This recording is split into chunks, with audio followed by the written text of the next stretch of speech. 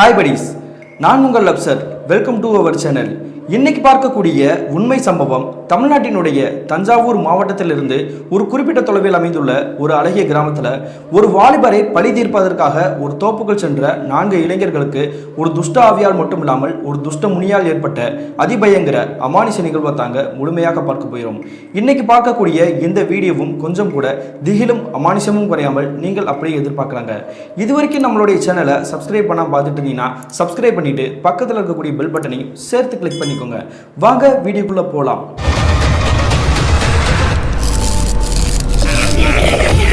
நான் ஏற்கனவே சொன்ன மாதிரி தமிழ்நாட்டினுடைய தஞ்சாவூர் மாவட்டத்திலிருந்து குறிப்பிட்ட தூரத்தில் அமைந்துள்ள ஒரு அழகிய கிராமத்தில் கிட்டத்தட்ட 1995 காலகட்டத்தில் நடந்த ஒரு திகில் நிகழ்வு தாங்க இன்றைய நிகழ்வு. இந்த சம்பவத்தை நமக்கு மின்னஞ்சல் மூலியமாக ஷேர் பண்ணியது ராஜா அப்படின்றவர் தாங்க. இது இவருக்கு நடந்துச்சான்னு பார்த்தீங்கன்னா இல்லைங்க, இவருடைய ஊரில் கிட்டத்தட்ட 95 காலகட்டத்தில் நடந்ததாக சொல்லப்பட்ட ஒரு திகில் நிகழ்வு தாங்க. அப்படி என்ன நடந்துச்சுன்னு பார்த்தீங்கன்னா கிட்டத்தட்ட 1995 காலகட்டத்தில் தென்னவன் அப்படின்ற ஒரு வாலிபர் அவங்களுடைய கிராமத்தில் வாழ்ந்துட்டு இருக்கிறாருங்க. இவருடைய குடும்பத்தை பற்றி சொன்னா அம்மா இல்லைங்க, அவங்களுடைய அம்மா வந்து நோய்வாய்ப்பட்டு சில வருடங்களுக்கு முன்னாடி இறந்து போயிட்டாங்க. அதன் பிறகு இவங்களுடைய அப்பாவுடைய வளர்ப்புல தாங்க வளர்ந்துட்டு இருக்கிறாரு. அந்த சமயத்தில் இவங்களுடைய அப்பாவுமே என்ன நினைச்சாருன்னு தெரியலங்க, இவருடைய பையனை விட்டுட்டு அந்த ஊரை விட்டுட்டு எங்கே போனாருன்னு தெரியாமல் மர்மமாக மறைஞ்சு போயிட்டாருங்க. அந்த சமயத்தில் தன்னுடைய அப்பா இல்லையே நம்ம என்ன பண்ணுறது அப்படின்ற மாதிரி தாங்க யோசிச்சுக்கிட்டு அந்த கிராமத்தை சுற்றி வளம் வந்துட்டு இருந்திருக்கிறாரு. அந்த நேரத்தில் தான் அவருக்குன்னு உறுதுணையாக பக்கபலமாக இருக்கக்கூடியது ஒரே ஒரு இடம் தாங்க. அந்த இடத்தை பொறுத்தவரை கிட்டத்தட்ட 1 ஏக்கரில் இருக்கக்கூடிய ஒரு இடம் தாங்க. அந்த சமயத்தில் இன்னொரு விஷயம் சொல்லணும் அப்படின்னா அந்த கிராமத்தில் பண்ணை ஆட்கள் ஒருத்தர் வாழ்ந்துட்டு இருக்காருங்க, வசதியான குடும்பத்தை சேர்ந்தவர். அந்த பண்ணை வீட்டுக்காரருடைய குடும்பத்தை பற்றி சொல்லணும்னா அவருடைய மனைவி, அவருக்கு வந்து ஒரு பொண்ணு இருந்திருக்காங்க. குறிப்பிட்டு சொல்லணும் அப்படின்னா அந்த பண்ணையாரோடைய மனைவி இருக்காங்க இல்லையா, அவங்களுடைய கூட பிறந்த தம்பியோடைய பையன் தாங்க இந்த தென்னவன் அப்படின்றவங்க. இவங்க எல்லாரும் உறவுக்காரங்க அப்படின்றதுனால இந்த பண்ணையார் வந்து என்ன பண்ணுறாருன்னா இந்த தென்னவனுடைய வீட்டுக்கே போய் ஆறுதல் சொல்லியிருக்கிறாருங்க. உன்னுடைய குடும்பத்தினர் யாருமே இப்போ இந்த கிராமத்தில் இல்லை, உறவுன்னு சொல்லிக்கிறதுக்கு உன்னுடைய அக்காவும் நான் மட்டும்தான் இருக்கிறோம். அதனால உங்ககிட்ட இருக்கக்கூடிய அந்த 1 ஏக்கர் இடம் இருக்கு இல்லையா, அந்த இடத்த என்கிட்டே வந்து கொடுத்துரு. நீ வந்து எங்களுடைய வீட்டில் நீயும் ஒரு ஆள் அப்படின்ற மாதிரி தான் நான் நினச்சிட்டு இருக்கிறேன். அதனால நீ என்ன சொல்கிற அப்படின்ற மாதிரி தாங்க கேட்குறாரு. அதன் பிறகு தென்னவன் வந்து என்ன யோசிக்கிறாருன்னா நம்மளுடைய கிராமத்தில் நமக்கு யாருமே கிடையாது, இப்போ இருக்கிறதே உறவுன்னு சொல்லிக்கிறதுக்கு நம்மளுடைய மாமா அத்தை மட்டும் தான் இருக்கிறாங்க. அதனால அவர் சொல்கிறது வந்து கரெக்டு தானே, நம்மளுடைய இடத்த வந்து அவர்கிட்டே கொடுத்துருவோம், அவருடைய வீட்டிலேயே நம்ம போய் செட்டில் ஆயிடுவோம் அப்படின்ற மாதிரி தாங்க இவர் வந்து நினச்சிருக்கிறாரு. ஆனால் இந்த பண்ணையாரோடைய பிளானே வேற பிளான்ங்க. இவர் வந்து காசுக்கு இல்லாமல் வந்து வேலைக்கு ஆட்களாக வந்து சேர்த்துக்கிட்டோம் அப்படின்னா வந்து வருடம் முழுக்க வந்து இவர் வந்து வேலை செஞ்சுட்டு இருப்பாரு. நேரத்துக்கு சாப்பாடு மட்டும் போட்டால் போதும் அப்படின்ற மாதிரி தாங்க யோசிச்சுக்கிட்டு இவர்கிட்ட அந்த இடத்த வந்து வாங்கியிருக்கிறாருங்க. இப்படியே போயிட்டு இருக்கும்போது தாங்க கிட்டத்தட்ட சில நாட்களுக்கு பிறகு இந்த தென்னவன் இருக்கார் இல்லையா, அவங்களுடைய இந்த பண்ணை வீட்டில் வந்து வேலை பார்த்துட்டு இருந்திருக்கிறாரு. அந்த சமயத்தில் அந்த பண்ணை வீட்டுக்காரங்களுக்கு ஒரு பொண்ணு இருக்குன்னு சொல்லியிருந்தேன் இல்லையா, அந்த பொண்ணு வந்து இந்த தென்னவனுக்கு வந்து முறை பொண்ணு தாங்க. அந்த பொண்ணு வந்து இந்த தென்னவன்கிட்ட வந்துட்டு ஒருதலை பட்சமாக நான் காதலிக்கிறேன் அப்படின்ற மாதிரி விஷயத்தை வந்து சொல்லியிருக்கிறாங்க.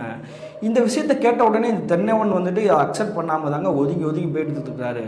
ஒரு கட்டத்துக்கு பிறகு அந்த பெண்மணி வந்து மறுபடியும் இவங்க கிட்ட வந்துட்டு தொடர்ந்து பேசிட்டே இருந்துருக்காங்க.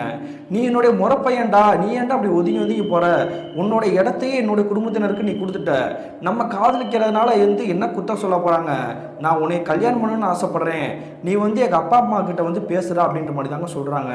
இதை கேட்ட உடனே இந்த தென்னவன் வந்து என்ன யோசிக்கிறாருன்னா இந்த விஷயத்த தன்னுடைய அத்தை மாமா கிட்ட சொன்னோம் அப்படின்னா வந்து எப்படி எடுத்து போறாங்கன்னு தெரியல.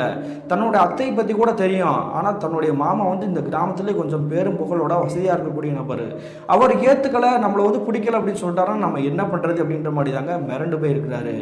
ஆனால் இந்த பெண்மணி வந்து தொடர்ந்து உங்ககிட்ட வந்துட்டு நீ வந்து சொல்லு அப்படின்ற மாதிரி தாங்க வலுக்கட்டாயப்படுத்திட்டு இருக்கிறாங்க. ஒரு கட்டத்துக்கு பிறகு இந்த தென்னவன் வந்து என்ன பண்ணிக்கிறாரு பார்த்தீங்கன்னா இவங்களுடைய அத்தை மாமா இருக்காங்க இல்லையா, அதாவது பண்ணி விட்டுக்கிறாங்க, அவங்க கிட்டேயே போய் உங்களுடைய பொண்ணு சொன்ன விஷயத்தை போய் சொல்லியிருக்கிறாருங்க. உங்களுடைய பொண்ணுக்கு வந்து என்னை பிடிச்சிருக்குது, நான் உங்களுக்கு முறப்பையன் தானே, என்னை வந்து அவங்களுக்கு வந்து கல்யாணம் பண்ணி வைக்கிறீங்களா அப்படின்ற மாதிரி தாங்க கேட்குறாரு. கேட்ட உடனே உங்களுடைய அத்தை வந்து என்ன பண்ணிக்கிறாங்கன்னா அவங்க கையில் வச்சிருக்கக்கூடிய பாத்திர தட்டு எல்லாமே வந்து டம்முன்னு கீழே போட்டுருக்குறாங்க. அதன் பிறகு பண்ணி வீட்டுக்காரர் வந்து என்ன சொல்றாருன்னா அவங்களுடைய மனைவி வந்து சத்தம் போடுறாரு. இப்போ அவன் என்ன கேட்டுட்டான், எதுக்கு இப்படி வந்து கோவப்பட்டு இருக்க, அவனுக்கு நான் புரியுறபடி சொல்றேன் அப்படின்ற மாதிரி தாங்க இந்த தென்னவனை கூப்பிட்டுக்கிட்டு வேற ஒரு இடத்துல போய் நம்ம தன்னந்தனிமையில வந்து பேசி முடிவெடுப்போம் அப்படின்ற மாதிரி தாங்க கூட்டிட்டு போயிருக்கிறாரு. அப்படி இந்த தென்னவனை கூட்டிட்டு போன அந்த பண்ணி வீட்டுக்காரர் வந்து என்ன சொல்றாருன்னா உன்னை வந்து எங்களுடைய வீட்டில் வீட்டில் ஒரு ஆளை தான் நாங்கள் நினச்சிட்டு இருக்கோம். அதனால வந்து அந்த பெண்மணி வந்து இருக்காங்களே உங்களுடைய மகள், இவங்கள வந்து நீ வந்து தங்கச்சி முறையாக வந்து நீ பார்க்கணும். அவளை வந்து உன்னுடைய முறைப்பண்ணா வந்து நீ எப்பயுமே நினச்சி பார்க்கக்கூடாது. அவளுக்கு வந்து நான் ஏகப்பட்ட இடத்துல வந்து பேசி வச்சிருக்கிறேன். நல்லா வசதியாக இருக்கக்கூடிய ஒரு இடத்துல தான் அவளுக்கு வந்து திருமணம் பண்ணான்னு நினைக்கிறேன். அதனால நீ இந்த ஆசையை வந்து இப்பயே வந்துட்டு கையை விட்டுரு அப்படின்ற மாதிரி தாங்க சொல்கிறாரு. அதன் பிறகு இந்த தென்னவன் வந்து இந்த பேச்சை வந்து தொடர்ந்து பேசணும் அப்படின்ற மாதிரி நினைக்கவே இல்லை. தன்னோட அத்தை மாமா வந்து அந்த பெண்ணை வந்து மறந்துன்னு சொல்லிட்டாங்க. இதுக்கு மேலே நம்ம தொந்தரவு பண்ணக்கூடாது அப்படின்ற மாதிரி தாங்க ஒதுங்கி போய் வாழ்ந்துட்டு இருக்கிறாரு. கிட்டத்தட்ட 1 மாத காலகட்டங்கள் கடந்திருக்கும். அந்த சமயத்தில் இந்த தென்னவனுடைய இந்த பண்ணை வீட்டுக்காரங்க இருக்காங்க இல்லையா, அவங்களுடைய வீட்டில் வந்து அலறக்கூடிய சத்தம் கேட்குது.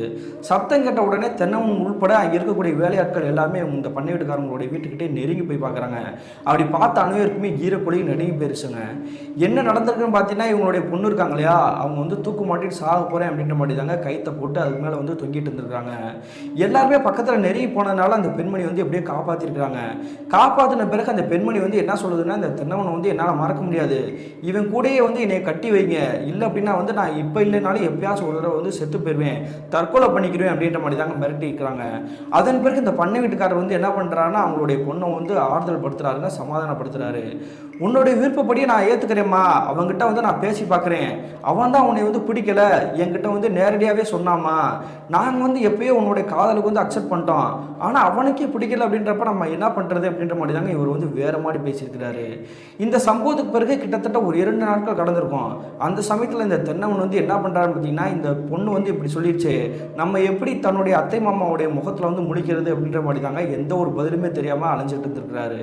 அதன் பிறகு இந்த பண்ணை வீட்டுக்காரர் வந்து என்ன பண்ணிக்கிறாருன்னு பார்த்தீங்கன்னா, அவங்களுடைய அடியாட்கள் இருப்பாங்களே வேலைக்கு இருக்கவங்க, அவங்க எல்லாருமே என்ன பண்ணுறாங்கன்னா, இந்த தென்னவனை போய் நேரடியாக பார்க்கலாம் அப்படின்ற மாதிரி தாங்க போயிருக்கிறாங்க. அந்த சமயத்தில் அந்த தென்னவனை பார்த்துட்டு என்ன சொல்கிறாங்கன்னா, உன்னுடைய மாமா வந்து ஒரு தோப்பில் வந்து வெயிட் பண்ணுறாரு, இன்றைய இரவு வந்து தோராயமாக ஒரு 7 மணிக்கெலாம் அந்த தோப்புக்கு வந்துட்டு ஒன்று பேசணும்னு சொல்கிறாரு அப்படின்ற மாதிரி தாங்க சொல்லிக்கிறாங்க. அதன் பிறகு இந்த தென்னவனுமே ரெடியாகி அன்றைய இரவு தோராயமாக ஒரு 7 மணிக்கே இந்த பண்ணை வீட்டுக்காரர்களுடைய ஒரு தோட்டம் இருக்குது, அந்த தோப்புக்கே போய் பேசலாம் அப்படின்ற மாதிரி தாங்க நெருங்கி போகிறாரு. அப்படி போன பிறகு பார்க்குறாருங்க, அங்கே இருக்கக்கூடிய 4 வாலிபர்கள் இருந்திருக்காங்க, அடியாட்கள் மாதிரி இருந்திருக்காங்க. அது மட்டும் இல்லாமல் அந்த பண்ணை வீட்டுக்காரருமே இருந்திருக்கிறாரு. உடனே இந்த தென்னவனை பார்த்துட்டு கட்டிலில் உட்காருப்பா அப்படின்ற மாதிரி தாங்க அவங்க இங்கே இருக்கக்கூடிய ஒரு மரக்கட்டிலில் உட்கார வைக்கிறாருங்க. எனக்கு இருக்கிறது ஒரே ஒரு பொண்ணு தான், அவளை வந்து ரொம்ப செல்லமாக வளர்த்துட்டேன், அதனால அவளுடைய கேள்விக்கு வந்து நான் பதில் சொல்ல முடியல, அவள் வந்து உன் மேலே ஆசைப்பட்டுருக்கா, அதுக்காக அவனை வந்து என்னால் சேர்த்து வைக்க முடியாது, அவளுக்கு இருக்குது ஏகப்பட்ட சொத்துக்கள், அதனால அவளை வந்து ஒரு வசதியான இடத்துல தான் கட்டி கொடுக்கணும்னு நான் ஆசைப்பட்றேன், அதனால நீ வந்து ஒதுக்கிக்கோப்பா அப்படின்ற மாதிரி தாங்க சொல்கிறாரு. இதை கேட்ட உடனே தென்னவன் வந்து என்ன சொல்கிறாருன்னா, நீங்கள் ஆல்ரெடி சொன்னது எல்லாமே எனக்கு புரியுது மாமா, ஏற்கனவே அத்தையும் வந்து நீங்களும் வந்து சொல்லிட்டீங்க, அதனால தான் நான் வீட்டை பக்கமே வராமல் தோட்டத்தில் இருக்கக்கூடிய வேலைகள் எல்லாமே எடுத்து போட்டு பார்த்துட்டு இருக்கேன், குறிப்பிட்டு சொன்னோம் அப்படின்னா வந்துட்டு நான் உங்களுடைய பொண்ணை வந்து பார்த்தே 2 நாள் ஆச்சு அப்படின்ற மாதிரி தாங்க சொல்கிறாரு.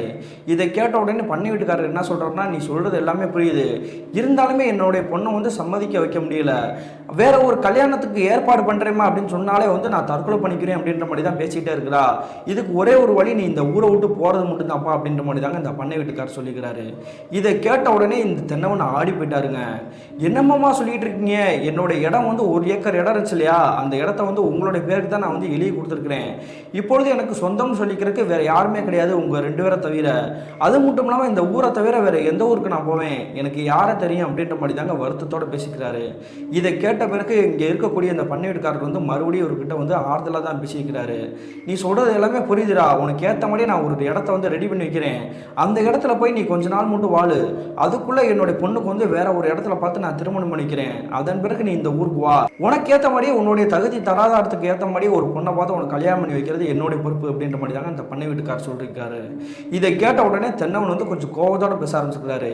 நீங்கள் வந்து எனக்கு ஒன்றும் கல்யாணம் பண்ணி வந்து கிழிக்க வேணாம், நான் எனக்கு தேவையான பொண்ணை வந்து நானே பார்த்து கல்யாணம் பண்ணி வச்சுக்கிறேன், அப்படி இல்லையா கல்யாணமே பண்ணாமல் கடைசி வரை வந்து கட்ட பிரம்மச்சாரியாக நான் வாழ்ந்துட்டு போகிறேன், ஆனால் இந்த ஊரை விட்டு போன்னு சொல்கிறதுக்கான உரிமை வந்து உங்களுக்கு யார் கொடுத்தா, என்னாலும் இந்த ஊரை விட்டு போகவே முடியாது அப்படின்ற மாதிரி தாங்க சொல்லிக்கிறாரு.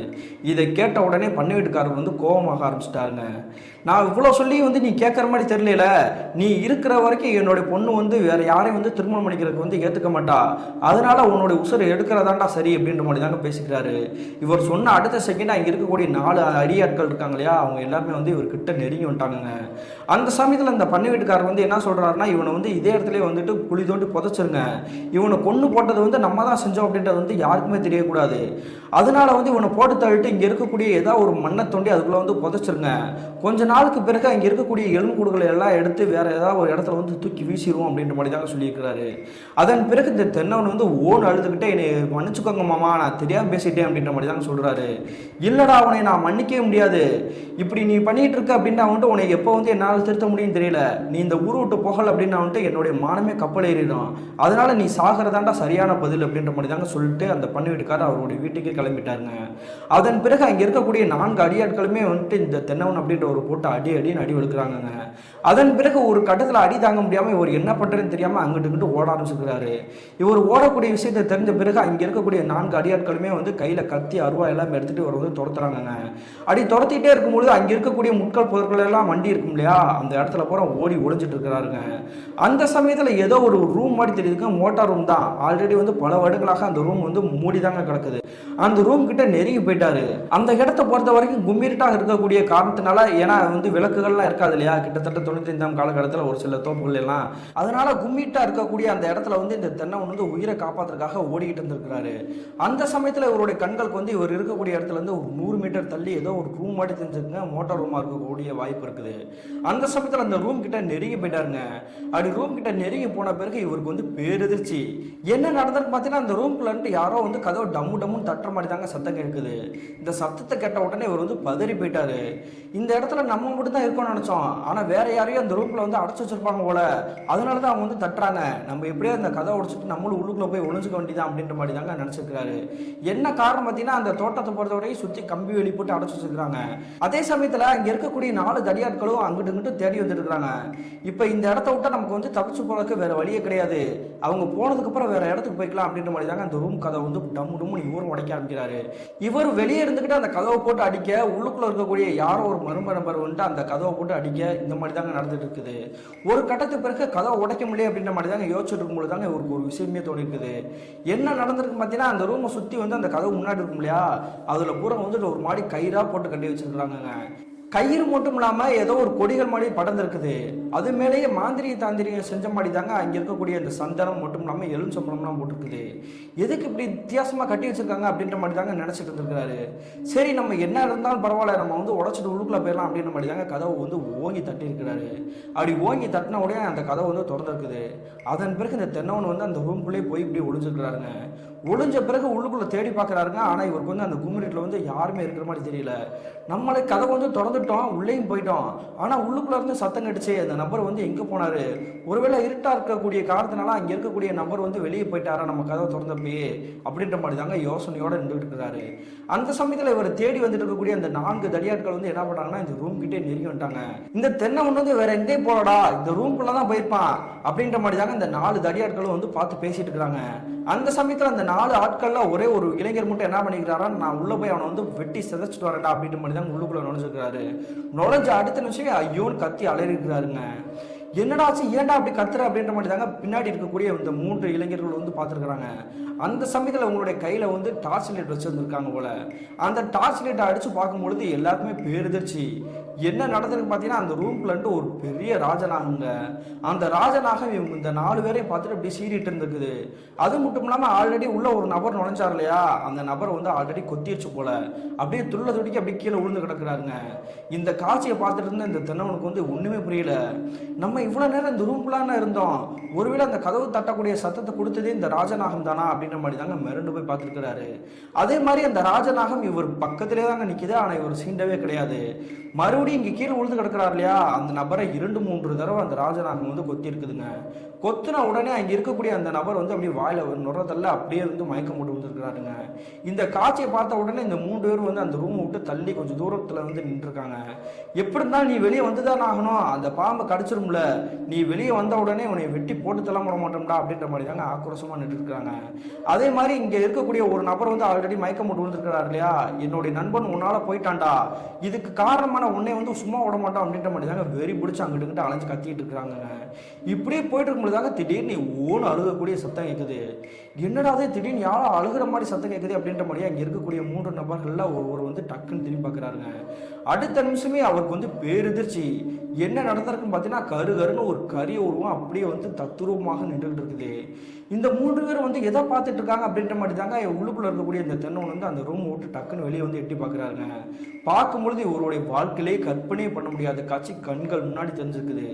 என்ன நடந்திருக்கு பார்த்தீங்கன்னா இவங்க 3 பேர் நிற்கிறாங்க இல்லையா, அவங்களுக்கு ஆப்போசிட்லேயே ஒரு கரிய உருவம் நின்றுட்டு இருக்குது. அந்த கரிய உருவத்தோட முகத்தோட்டம் வந்து நல்லாவே தெரியுதுங்க. இந்த முகத்தை வந்து நம்ம எங்கேயோ பார்த்த மாதிரி இருக்குது அப்படின்ற மாதிரி தாங்க பார்த்துருக்கிறாரு. ஆனால் அது யார் என்னன்றது இந்த தென்னவனுக்கு வந்து சரியாகவே தெரியல. ஏன்னா நிழல் போல இருக்குது இல்லையா, அதனால தாங்க புரியாமல் அப்படியே நின்றுகிட்டு இருக்கிறாரு. அதன் பிறகு அங்கே இருக்கக்கூடிய 3 நபர்கள் வந்து இந்த உருவம் வந்து எங்கேருந்து வந்துச்சு, நம்மளையே இப்படி வந்து முறைச்சு பார்த்துட்டு இருக்குது, நம்ம என்ன பண்ணுறது அப்படின்ற மாதிரி தாங்க வேர்த்து விட விடக்க அதே இடத்துல வந்து நடுங்கி நின்றுகிட்டு இருக்காங்க. அடுத்த நிமிஷமே இவங்க அனைவருக்குமே ஈரக்குறைய நடக்கக்கூடிய மறுபடியும் பேரதிர்ச்சியை உண்டாக்கக்கூடிய ஒரு நிகழ்வு நடக்க காத்திருந்துச்சு. என்ன நடந்திருக்கு பார்த்தீங்கன்னா அந்த கரிய உருவத்தை பார்த்துட்டு இருக்கக்கூடிய இந்த 3 வாலிபர்கள் இருக்காங்க இல்லையா, அந்த 3 வாலிபர்கள ஒருவர் மட்டும் துள்ள துடிச்சு போயிருக்கிறாரு. என்னாச்சுரா ஏன்டா கத்துற அப்படின்ற மாதிரி தாங்க அவர் வந்து கேட்டுக்கிறாங்க. அந்த சமயத்தில் என்னுடைய முதுகுல வந்து யாரோ பராண்டி விட்ட மாதிரி இருந்துச்சுடா, அதனால தான்டா வலி தாங்க முடியாம நான் வந்து கத்திட்டேன் அப்படின்ற மாதிரி தாங்க சொல்றாரு. சொன்ன உடனே இந்த 3 நண்பர்கள் வந்து டக்குன்னு திரும்பி பார்க்குறாங்க. பார்க்கும்பொழுது இவங்களுக்கு வந்து அனைவருக்குமே ஈரப்புலி நடுங்கி போச்சுன்னு தான் சொல்லணும். என்ன நடந்தது பார்த்தீங்கன்னா இவங்களுக்கு ஆப்போசிட்ல ஒரு கரிய உருவம் நிற்கிது. அதே மாதிரி ஒரு முதுகில் அடிபட்டக்குன்னு திரும்பி இந்த 3 பேர் திரும்பி பார்க்குறாங்க இல்லையா, அந்த இடத்துல வானம் உயர்க்க ஒரு கருன்னு ஒரு கரிய உருவம் நிற்கிதுங்க. அந்த உருவ தோற்றத்தை வந்து எப்படி இருக்குன்னு பார்த்தீங்கன்னா உடம்பு பூரா பயங்கரமான முடியோட கண்கள் மட்டும் செவந்து ஒரு நெட்டையாக இருந்தால் அப்போ இருக்கும். அந்த மாதிரி தாங்க அந்த உருவம் வந்து காட்சி அளிச்சிருக்குது. இதை பார்த்த உடனே இங்கே இருக்கக்கூடிய 3 வாலிபர்களுக்குமே தெரிஞ்சிச்சு, இது ஆவி கிடையாதுடா, இது ஒரு முனிடா அப்படின்ற மாதிரி தாங்க புரிய வந்திருக்குது.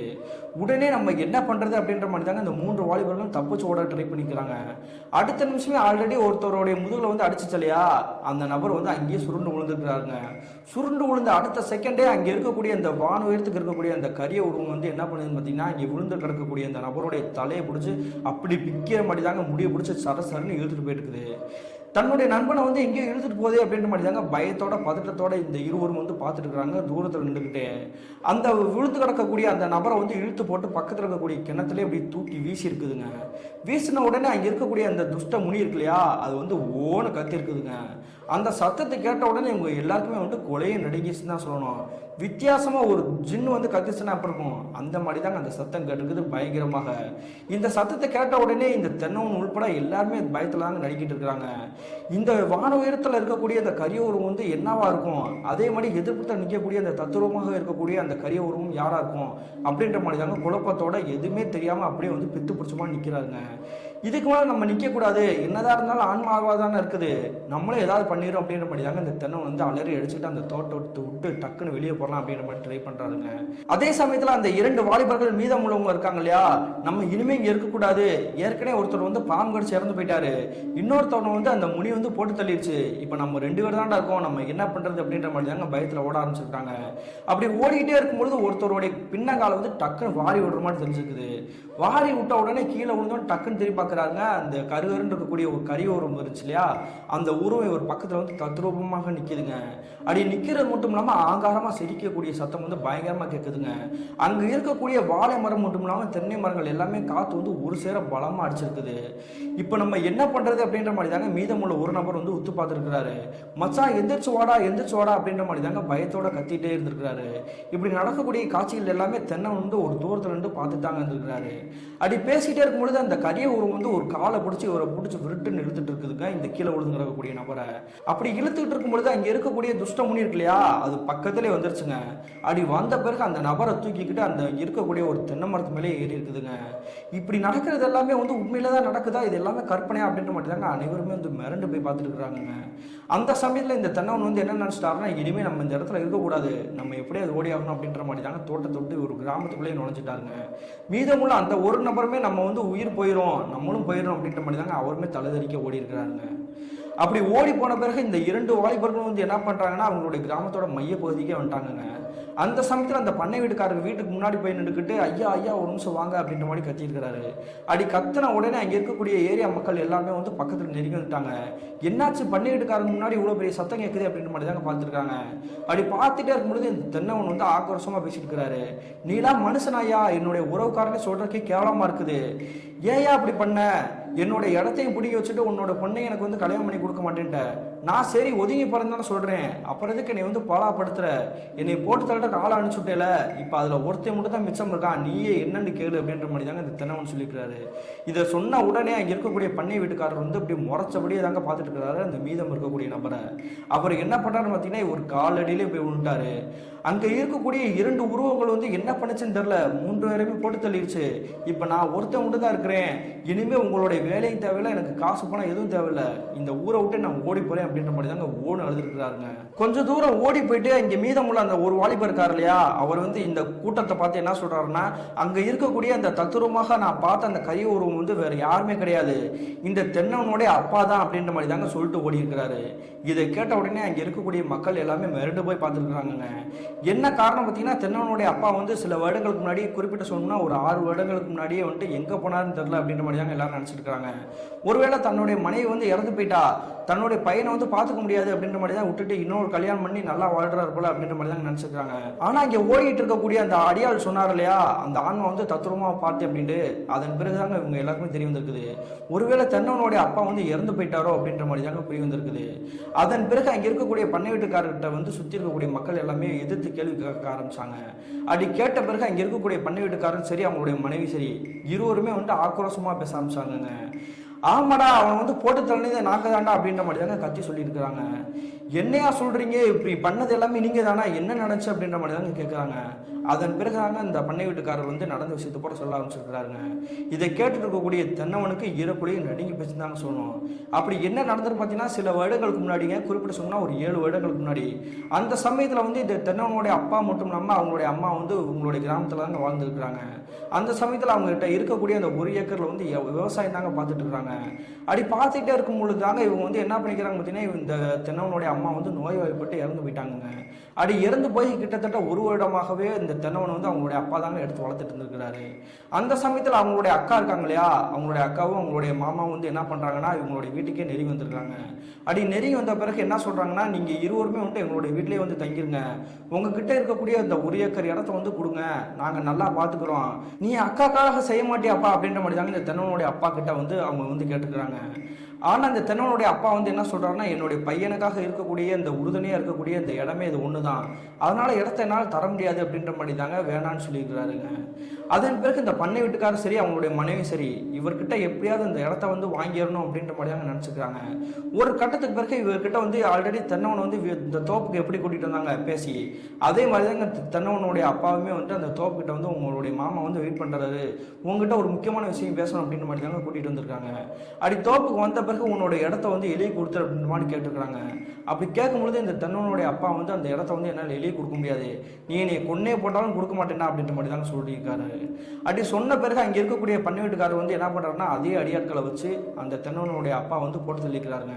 அப்படி போட்டு தள்ளின பிறகு அவங்களுடைய தோட்டத்திலே வந்து ஒரு இந்த மோட்டார் ரூம் இருக்கு இல்லையா, அந்த ரூம்லேயே தாங்க உள்ளுக்குள்ள ஒரு சிமெண்ட் மாதிரி பூச்சிருக்கோம், அந்த இடத்துல புதைச்சிட்டு எதுவுமே தெரியாத மாதிரி தாங்க இருந்திருக்கிறாரு. அதன் பிறகு தாங்க இவருடைய அப்பா வந்து இந்த ஊரை விட்டு ஓடிட்டார் அப்படின்ற மாதிரி தாங்க நாடகம் ஆடி இருக்கிறாரு. அப்படி இந்த தென்னவனுடைய அப்பா இறந்து கிட்டத்தட்ட ஒரு வார காலகட்டங்கள் கடந்திருக்கும். இதோட பிரச்சனை முடிஞ்சிருச்சு அப்படின்ற மாதிரி தாங்க இந்த பண்ணை வீட்டுக்காரர் நினைச்சிருப்பாரு. ஆனா அதன் பிறகு தாங்க பிரச்சனை பூதாகரமா வெடிக்க ஆரம்பிச்சிச்சு. என்ன நடந்தது பார்த்தீங்கன்னா, அந்த தோட்டத்துல தான் அவருடைய இறந்து போன உடல் வந்து அடக்கம் பண்ணிக்கிறாங்க. அவருடைய ஆன்மா வந்து அந்த தோட்டத்திலே தாங்க வலம் வந்துட்டு இருந்திருக்குது. அந்த சமயத்துல ஏகப்பட்ட பலிகளுமே நடந்திருக்குங்க விபத்து மூலியமாகவே. குறிப்பிட்டு சொல்லணும் அப்படின்னா, அங்க இருக்கக்கூடிய தென்னை மரத்தில் இருக்கக்கூடிய இளநீர் பறிக்கிறதுக்காக அங்க இருக்கக்கூடிய கிராமத்துல வேலை பார்க்கக்கூடிய மக்கள் வந்து ஏறும் பொழுது எதர்ச்சியாக வந்துட்டு ஏதோ ஒரு உருவத்தை பார்த்துட்டு தட்டு மாதிரி கீழே விழுந்திருப்பாங்க. அப்படி கீழே விழுந்தவங்கள ஒரு சிலர் வந்து பழச்சிருக்காங்க, ஒரு சிலர் வந்து இறந்தே போயிருக்கிறாங்க. இப்படி ஆன்மாக்கள் வந்து அட்டூழியம் பண்ணுது அப்படின்ற மாதிரி அங்கே இருக்கக்கூடிய மக்கள் மக்கள் சொல்லியுமே வந்து யாருமே நம்பவே இல்லை. அதன் பிறகு வந்து இந்த பண்ணை வீட்டுக்காரர் இரவு நேரத்தில் வந்து தோராயமாக அந்த தோட்டத்தில் வந்து ஏதோ ஒரு வேலைக்காக வந்து காத்திருக்கிறாருங்க. அந்த சமயத்தில் அந்த தத்துரமாக இருக்கக்கூடிய அந்த கறி உரத்தை கண்கூடாவே பார்த்துருக்கிறாருங்க. இனிமேல் இந்த கறி உரம் வந்து நம்ம வந்து கண் முன்னாடி பார்த்துட்டு இருக்கோம், நம்ம எப்படியும் போட்டு தள்ளிடும், அதனால இதை வந்து எப்படியாவது மாந்திரிக கட்டு போடணும் அப்படின்ற மாதிரி தாங்க இவருக்கு தெரிந்த கைதேர்ந்த ஒரு மாந்திரிகவாதியை வச்சு அந்த ஆவியை வந்து வெளியே வரக்கூடாது அப்படின்றக்காக அந்த மோட்டார் ரூமை சுற்றி வந்து கையில் போட்டு கட்டி வச்சிருக்காங்க, மந்திரிச்சு. அதன் பிறகு அந்த ஆன்மாவால் வெளியே வரவே முடியல. ஆனால் இன்னொரு விஷயம் என்ன அப்படின்னு பார்த்தீங்கன்னா, அந்த தோட்டத்தில் இருக்கக்கூடிய அந்த மரம், ஒரு மரம் இருந்துச்சு இல்லையா, தென்னை மரம், அந்த தென்னை மரத்தில் நான் ஒரு ஜின்னு வந்து ஏறிச்சு. அந்த மரத்தில் ஏற்கனவே ஒரு துஷ்டமுனி வந்து குடியிருக்குது அப்படின்ற மாதிரி தாங்க அங்கே இருக்கக்கூடிய மக்கள் எல்லாருமே வந்து பார்த்துருக்குறாங்க. ஆனால் யாருக்கு எந்த தொந்தரவும் பண்ணதில்லை. ஆனால் இப்படி இந்த சம்பவம் நடந்து சில வருடங்களுக்கு பிறகு தாங்க இப்படி நடந்த விஷயம் கூட இந்த பண்ணை வீட்டுக்காரர் வந்து சொல்லியிருக்காருங்க. அந்த ஆன்மா வந்து எங்களை வந்து தொந்தரவு பண்ணுச்சு, அதனால தான் மந்திரக்கட்டு போட்டு அடைச்சி வச்சேன். அந்த மந்திரக்கட்டை உடைச்சது யாரு, அது எனக்கு தெரிஞ்சாகணும். அவனை வந்து போட்டு தள்ளனே நான் தான். இப்படி நான் போட்டு தள்ளனே அப்படின்ற விஷயத்த வந்து இந்த ஊர் மக்கள் வந்து யாருக்கிட்டையா சொன்னீங்க அப்படின்னா வந்து உங்களுடைய உயிரையே வந்து எடுத்துருவேன் அப்படின்ற மாதிரி தாங்க மிரட்டி பேசிட்டு இருந்திருக்காரு. அந்த சமயத்தில் தாங்க இந்த தென்னவனுக்கே இப்போ புரிய வந்திருக்குது, தன்னுடைய அப்பாவை வந்து கொண்டது வந்து வேற யாருமே கிடையாது, தன்னுடைய அத்தை மாமா மட்டும்தான்.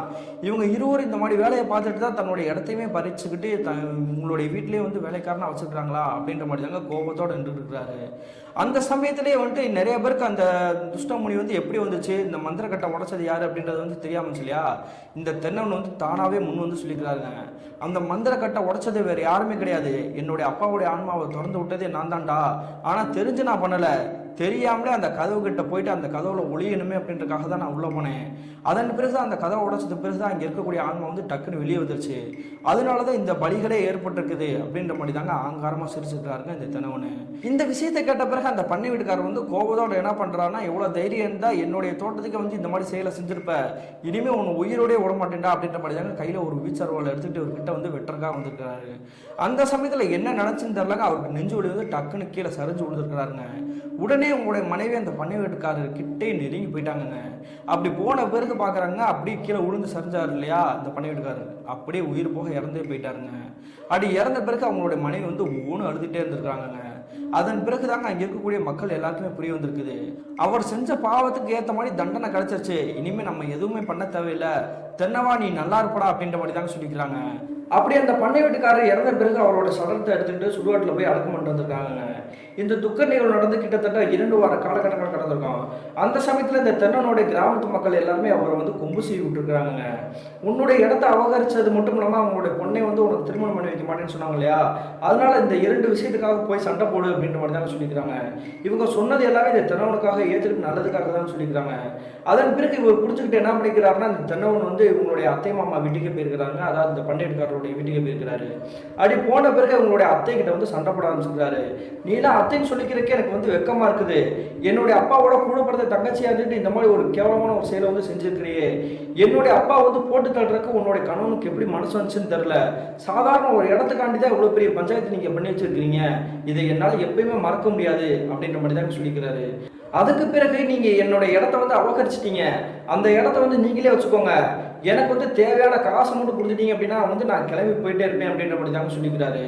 அதன் பிறகு பார்த்தீங்கன்னா இங்கே இருக்கக்கூடிய உங்களுடைய வீட்டிலேருந்து வெளியே யாரோ ஒரு பொண்ணு வந்து வராங்க. அந்த பொண்ணு யாரும் பார்த்தீங்கன்னா இவங்களுடைய முறை பொண்ணு தாங்க. அந்த பொண்ணை பார்த்த உடனே இந்த தென்னவனுக்கு வந்து மனசே கேட்கல, நீ என்னைய பல தடவை கேட்டிருக்க உன்னை காதலிக்கிறேன் கல்யாணம் பண்ணிக்கலாமா அப்படின்ட்டு, அப்போலாம் நான் வந்து ஏற்றுக்கவே இல்லை, ஒதுங்கி தான் போயிருக்கிறேன், எல்லாத்துக்குமே என்னுடைய அத்தை மாமாவை வந்து நேசித்தேன், அதுக்காக தான் நான் வந்து ஒதுங்கி போனது, இப்பொழுது அவங்க வந்து கீழ்த்தரமாக கேவலமான செயலை செஞ்சுருக்காங்கன்னு தெரிஞ்ச பிறகு நான் எதுக்கு உன்னை வந்து வெறுக்கணும், நானும் உன்னை காதலிக்கிறேன், நம்ம 2 திருமணம் பண்ணிக்கலாமா அப்படின்ற மாதிரி தான் கேட்குறாரு. கேட்ட உடனே அவங்களுடைய முறை பொண்ணு வந்து இவருக்கு வந்து கட்டி பிடிச்சிருக்காங்க. அதன் பிறகு உங்களுக்கு உண்டான காசை மட்டும் இவங்களுடைய அத்தை கிட்ட வந்து சண்டை போட்டு வாங்கிக்கிட்டு அந்த ஊரை விட்டு போயிட்டாங்க கண்காணாத தூரத்துக்கு. இந்த நிகழ்வு நடந்து கிட்டத்தட்ட ஒரு 2 நாட்கள் கூட கடந்திருக்காது. அந்த சமயத்தில் இவங்களுடைய பண்ணை வீட்டை சுற்றி இருக்கக்கூடிய வேலையாட்களுக்கு வந்து ஒரு மோசமான துர்நாட்டம் வீசிருக்குங்க. என்னடாது கெட்டவாட அடிக்குது அப்படின்ற மாதிரி தாங்க வீட்டுக்குள்ள நுழைஞ்சு போயிருக்காங்க. அந்த சமயத்தில் வீட்டில் இருக்கக்கூடிய கதவுகள் எல்லாமே வந்து பூட்டப்பட்டிருக்குது. எல்லாத்தையும் பலமாக இருக்கக்கூடிய கம்புகள் கட்டைகள் எடுத்து உடச்சிட்டு உள்ளுக்குள்ளே போய் பார்க்கும்போது தாங்க எல்லாருக்குமே வந்து தூக்கி வாரி போட்டுக்குது. என்ன நடந்திருக்கு பார்த்தீங்கன்னா, இந்த பண்ணை வீட்டுக்காரருடைய மனைவி இருக்காங்க இல்லையா, ஒரு விட்டத்தில் தூக்கு போட்டு தொங்கி இறந்து போயிருக்கிறாங்க.